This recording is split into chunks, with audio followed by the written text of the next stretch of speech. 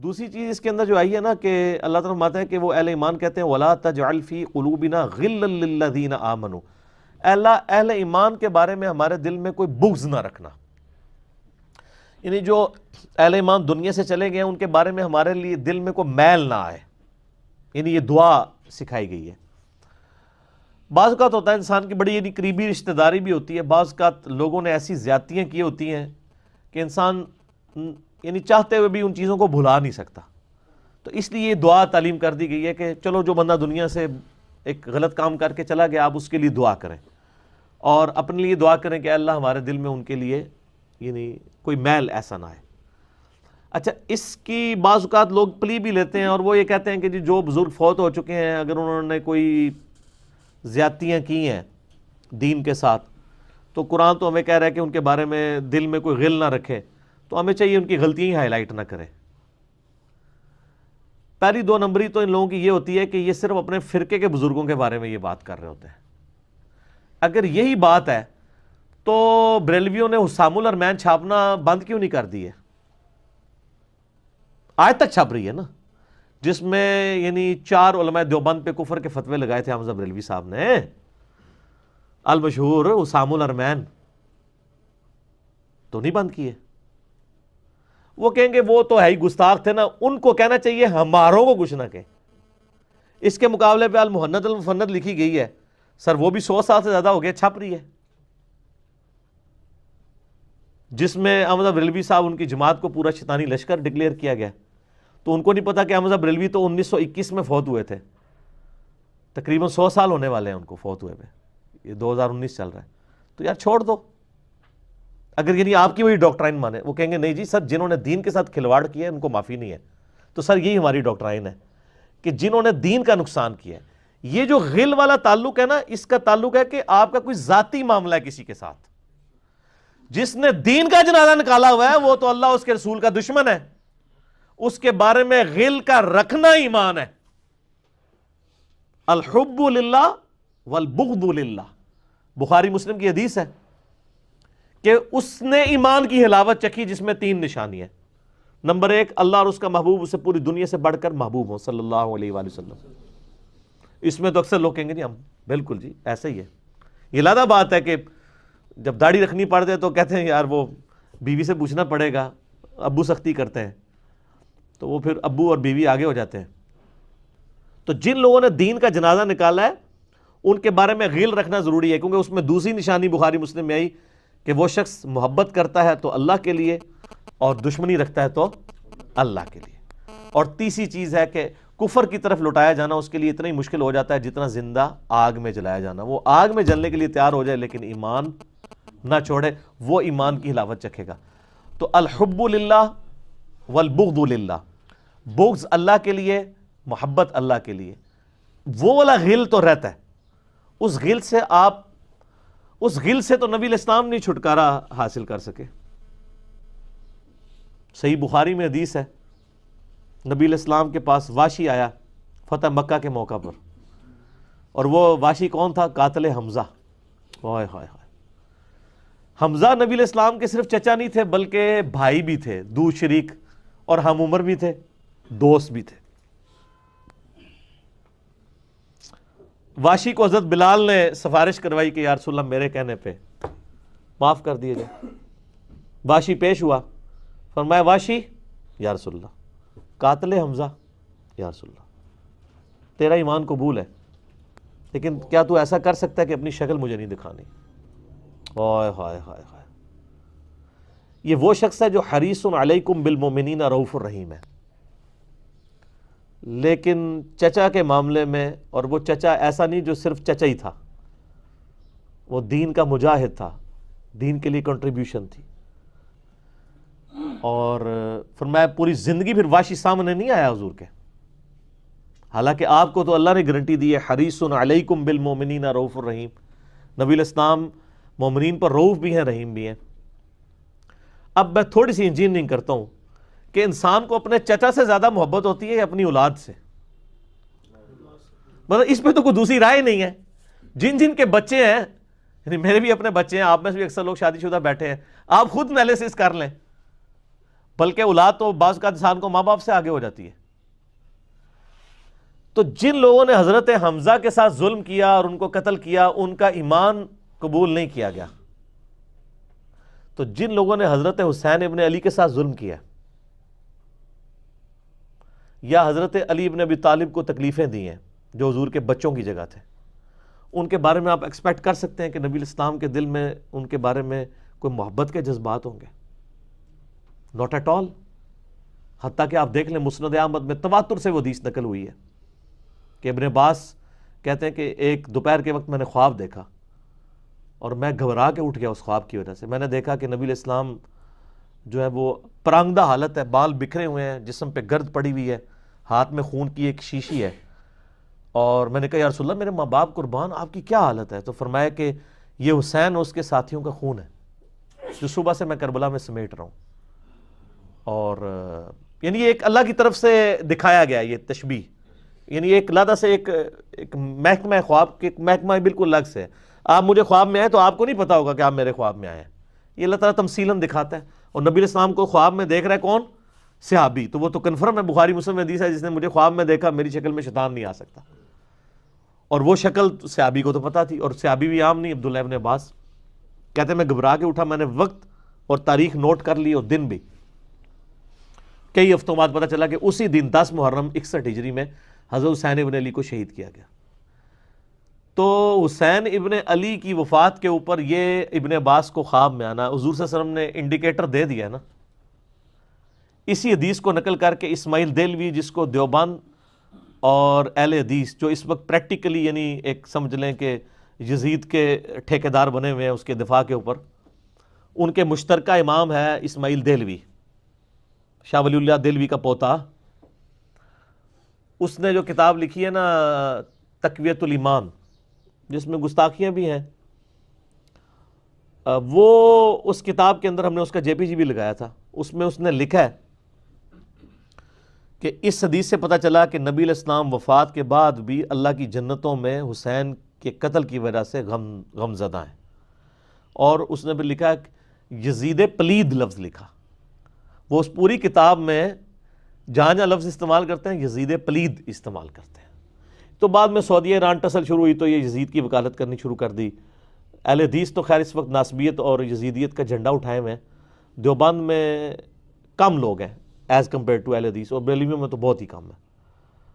تو یہ میں آپ کو صرف ایک کمپیریزن بتا رہا ہوں کہ انسان کو اپنی اولاد سے جو محبت ہوتی ہے وہ تو آپ سوچ نہیں سکتے.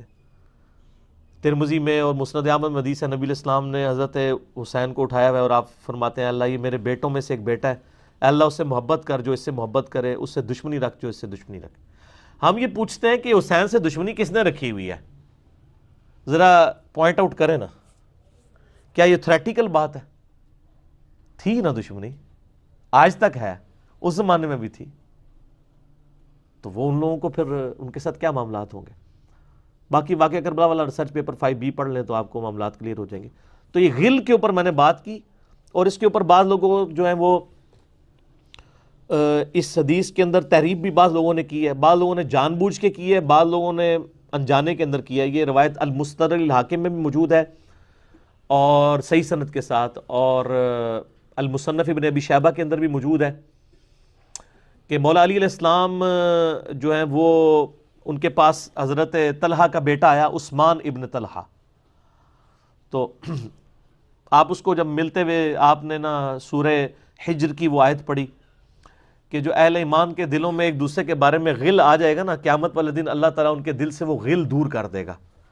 پھر وہ جنت میں آمنے سامنے بیٹھے ہوئے ہوں گے تختوں کے اوپر، ٹیک لگائے ہوئے تکیوں کے اوپر. تو انہوں نے کہا کہ میں اللہ سے امید کرتا ہوں کہ یہ آیت میرے، طلحہ اور زبیر اور عثمان ابن عفان، ان 3 بندے اور چوتھا میں، یہ آیت ہمارے بارے میں ہے کہ اللہ تعالیٰ ہمارے دلوں میں جو ایک دوسرے کے لیے میل آ گیا قیامت والے دن وہ دور کر دے گا اور ہم ایک دوسرے سے راضی ہو جائیں گے. ظاہر ہے مطلب وہ تکلیفیں تو پہنچی تھی نا حضرت علی کو، مطلب کئی لوگوں سے تکلیف پہنچی، بل آپ نے ان کو ایک کلین چٹ دے دی کہ میں اللہ سے امید کرتا ہوں کہ ان لوگوں کے بارے میں یہ آیات ہیں کہ اللہ تعالیٰ ہمارے دلوں میں ایک دوسرے کی نفرت ختم کر دے گا، جو اگر دنیاوی وجہ سے، دنیاوی طور پر کسی دینی وجہ سے آئی ہے۔ تو یہ غل کا لفظ وہاں پہ بھی استعمال ہوا ہے۔ اب ڈاکٹر اسرار صاحب رحمہ اللہ تعالیٰ، چونکہ ان کی حدیث کی فیلڈ نہیں تھی، انہوں نے یہ جب سورہ ہجر کی آیات آئیں، اس پہ میرا مسئلہ نمبر 116C بھی ریکارڈڈ موجود ہے، انہوں نے نا اس میں حضرت معاویہ کا نام بھی لے دیا کہ میں اللہ سے امید کرتا ہوں یہ میرے اور معاویہ کے بارے میں ہوگا۔ نہ، وہ نام لیے ہی نہیں ہے، آپ خود سے نہ داخل کریں۔ حضرت معاویہ کو حضرت علی نے نہیں معاف کیا، پوری زندگی معاف نہیں کیا، کیونکہ ان کی وجہ سے خلافت کا نظام ٹوٹا تھا۔ حضرت طلحہ تو میدان جنگ سے چھوڑ کے چلے گئے تھے، جب عمار ابن یاسر کو دیکھا کہ وہ سامنے ہیں تو انہوں نے کہا عمار کو تو باغی جماعت قتل کرے گی، وہ چھوڑ کے چلے گئے۔ تو مروان نے ان کے گھٹنے میں تیر مارا، مستدل حاکم میں آتا ہے، اور وہ شہید ہو گئے۔ حضرت زبیر وہ صحابی ہیں یعنی جو نبی علیہ السلام کے بہادر ترین اصحاب میں سے، 12 بندے غزوہ احد میں حضور کے ساتھ رہ گئے تھے 700 میں سے غزوہ احد کے اندر، ان میں سے ایک حضرت زبیر بھی تھے، اور یہ تلوار کمال کی چلاتے تھے، اکیلے میدان جنگ میں آگے چلے جاتے تھے۔ بخاری میں آتا ہے کہ ان کا بیٹا عبداللہ ابن زبیر کہتا ہے کہ میرے باپ کے 2 شانوں کے درمیان اتنا بڑا زخم تھا جو ہیل اپ ہو گیا تھا، لیکن پھر بھی گڑا پڑا ہوا تھا، میں پورا ہاتھ اس میں داخل کر لیتا تھا، اور وہ زخم ان کو احد کے موقع پہ لگا تھا۔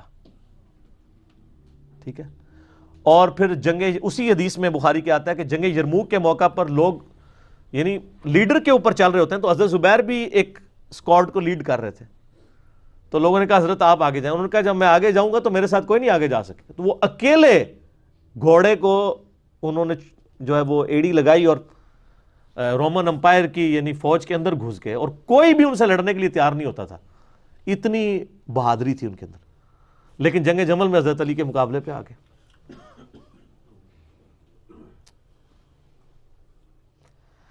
اس تکلیف کا کوئی اندازہ نہیں کر سکتا۔ حضرت حسن ابن علی نے بتایا مولا علی سے کہ بھئی حضرت زبیر آئے ہیں، تو حضرت علی نے کہا کہ رکو میں خود جاتا ہوں۔ گئے، کہا زبیر یاد ہے وہ دن جب نبی تم مجھ سے بڑا پیار کر رہے تھے، پھوپھی ذات تھے نا، نبی علیہ السلام کی پھوپھی کے بیٹے ہیں حضرت زبیر بن عوام رضی اللہ تعالیٰ عنہ، تو حضور نے تم سے ایک بات کہی تھی کہ تم علی سے اتنی محبت کرتے ہو، ایک دن آئے گا کہ تم تلوار لے کے علی کے خلاف کھڑے ہو جاؤ گے۔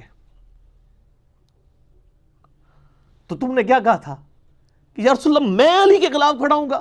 فرمایا ہاں، تم اس وقت ظالم ہو گئے۔ تو حضرت زبیر جو ہے وہ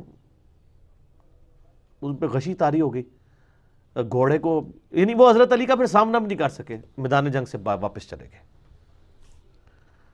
تو بعد میں حضرت علی کے فوجیوں میں سے ایک بندے نے جا کے پیچھے ان کو دھوکے سے قتل کر کے تو لا کے تو سر حضرت علی کے سامنے رکھا، تو حضرت علی نے کہا کہ زبیر کے قاتل کو میں دوزخ کی بشارت دیتا ہوں، کیونکہ زبیر جنتی تھا۔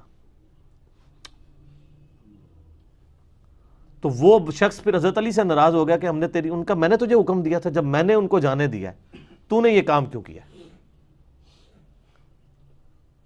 تو وہ پھر خارجی ہو گیا۔ اور یعنی یہ وہ محبت تھی، وہ جہاں محبت تھی وہ نظر آتی تھی۔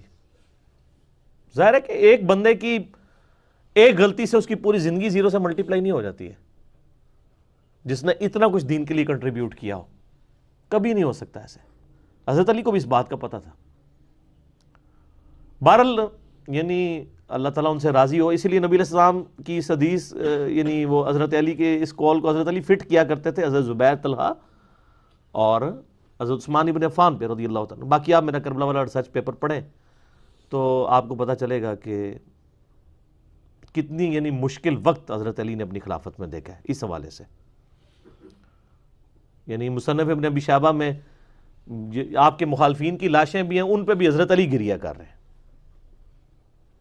ایک ایک کی لاش اٹھا کے اس کو صاف کر رہے ہیں۔ حضرت طلحہ کا بیٹا تھا محمد بن طلحہ، اس کی لاش دیکھی تو رو پڑے حضرت علی، حالانکہ وہ مخالفت میں لڑنے آیا ہوا تھا۔ پھر حضرت حسن سے کہا کاش میں جنگ جمل سے 20 سال پہلے ہی مر گیا ہوتا، میں یہ دن نہ دیکھتا۔